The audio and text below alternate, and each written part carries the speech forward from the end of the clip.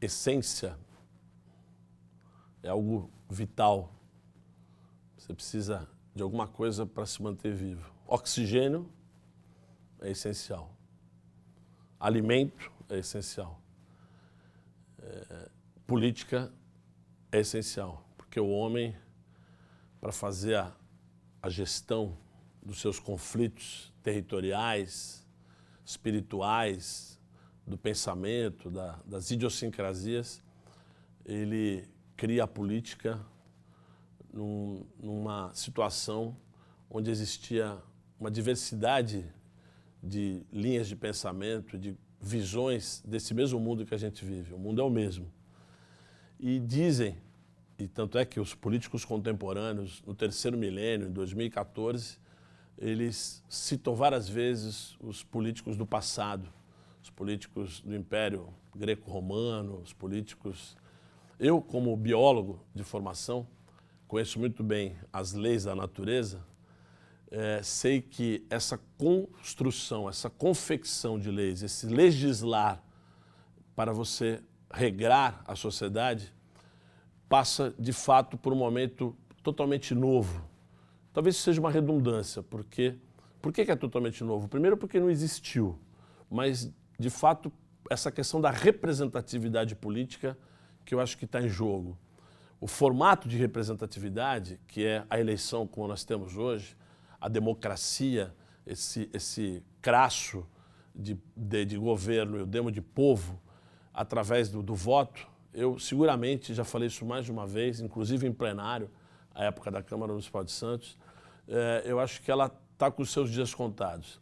A gente está construindo um período de transição, principalmente com essas ferramentas de comunicação que a gente tem hoje há 20 anos, vamos falar assim, né? Que são as ferramentas da web, da rede mundial de computadores e da internet.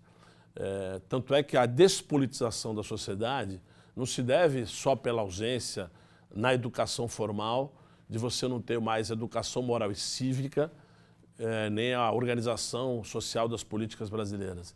E sim porque, infelizmente, as pessoas estão muito individuais, estão muito umbilicais. Então, quando a gente começa a trabalhar os temas de uma maneira coletiva, eu acho que essa é uma das palavras mais interessantes, onde a gente passa a ter um mundo menos competitivo e muito mais colaborativo, onde as pessoas se enxergam de maneira complementar, elas complementam, elas se complementam, não enxergando o meu chão, a minha casa. E isso já é uma coisa bem latina, né? Quando nós latinos, que sofremos todas essas dificuldades da época que a gente vivia nos países nossos que eram muito mais florestais, muito mais selvagens, e que nós fomos civilizados, entre aspas, colonizados, usurpados por essa economia europeia e toda a história que mostra, eu sinto que essa política nova, se é que a gente pode falar assim, se a gente pode criar um neologismo, essa forma de mediar conflitos, essa forma de se relacionar na sociedade, fazendo a utilização regrada dos recursos naturais, garantindo acesso.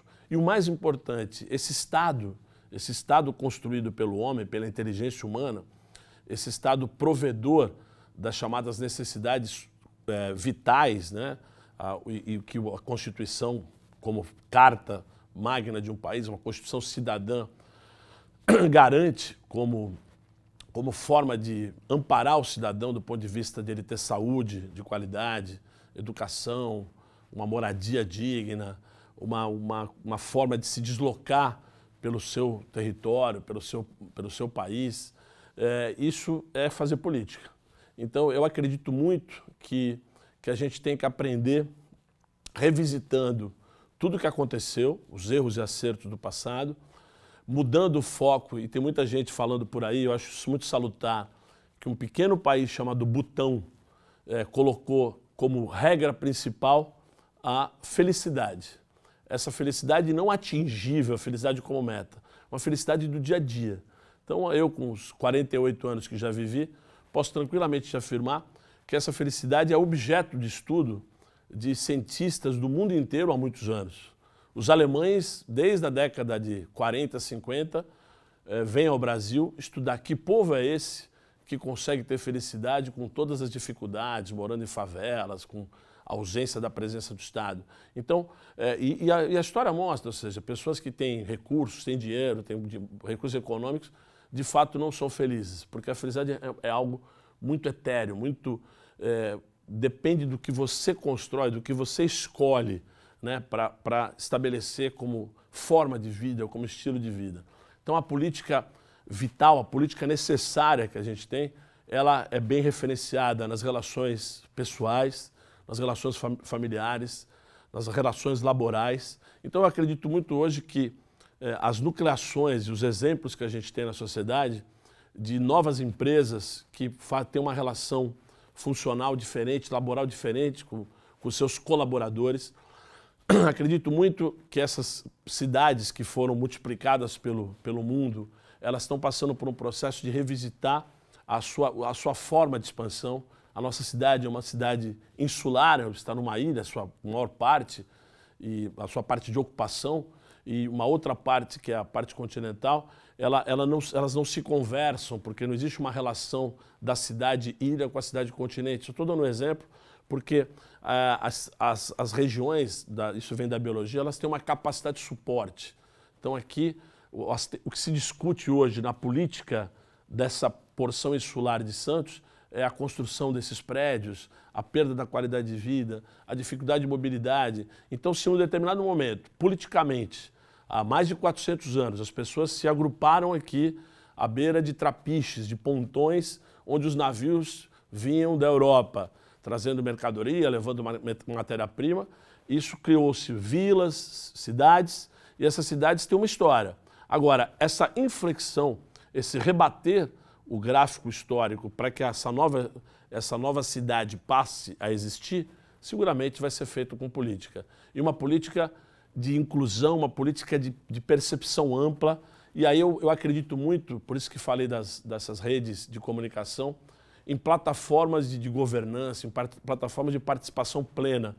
Eu ainda sinto dificuldade de fazer a intelecção, a interpretação dos dados públicos. Eu que fiquei 12 anos no parlamento, dificuldade de ter interpretações claras, ou seja, onde a pessoa entra num portal da cidade de Santos, São Vicente, Guarujá, Cubatão, de onde for aqui, ou do Brasil inteiro, ou do mundo inteiro, onde a pessoa entra e fala, ó, já estou entendendo que durante um ano nós vamos arrecadar X, dessa parte um bom dinheiro vai ser utilizado para a proteção de florestas e da vida animal, uma grande parte utilizado para garantias sociais, para acolhimento das pessoas que dependem do Estado mais do que outras.